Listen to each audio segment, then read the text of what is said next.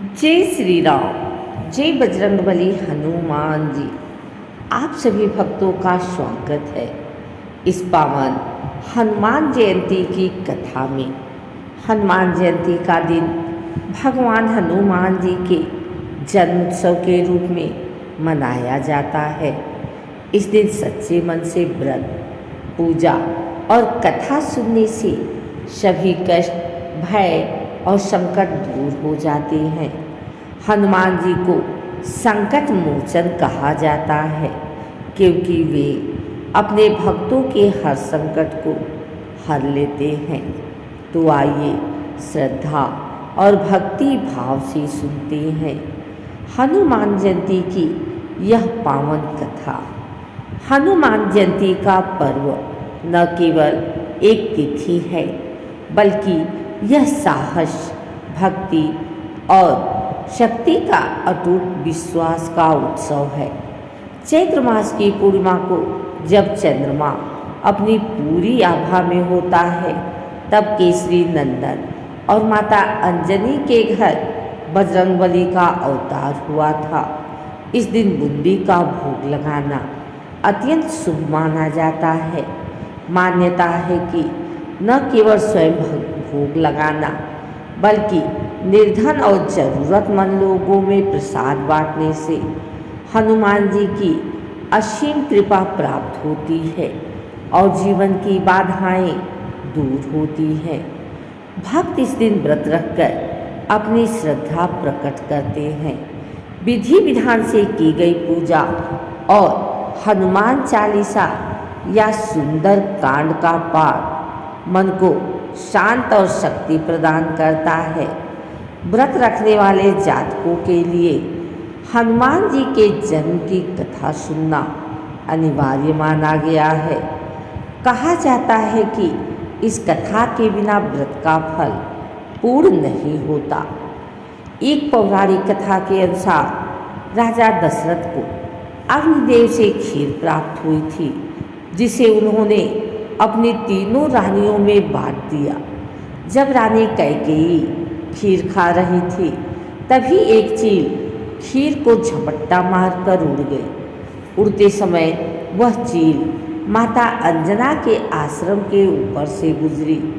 उसी समय माता अंजना ऊपर की ओर देख रही थी और संयोगवश वह खीर उनके मुंह में गिर गई। माता अंजना ने उसे ग्रहण कर लिया जिसके प्रभाव से उनके गर्भ से हनुमान जी का जन्म हुआ जिन्हें भगवान शिव का अवतार माना जाता है। एक और कथा के अनुसार हनुमान जी के जन्म से जुड़ी कथा समुद्र मंथन से संबंधित है। समुद्र मंथन के बाद भगवान शिव ने भगवान विष्णु का मोहिनी रूप देखने की इच्छा जताई। भगवान विष्णु ने उनकी इच्छा पूरी करते हुए मोहिनी रूप धारण किया। उस रूप को देखकर भगवान शिव मोहित हो गए और उनका वीर्य पृथ्वी पर गिर गया। पवन देव ने उस तेज को उठाकर वानर राज केसरी की पत्नी माता अंजना के गर्भ में स्थापित कर दिया। इसी दिव्य तेज से हनुमान जी का जन्म हुआ।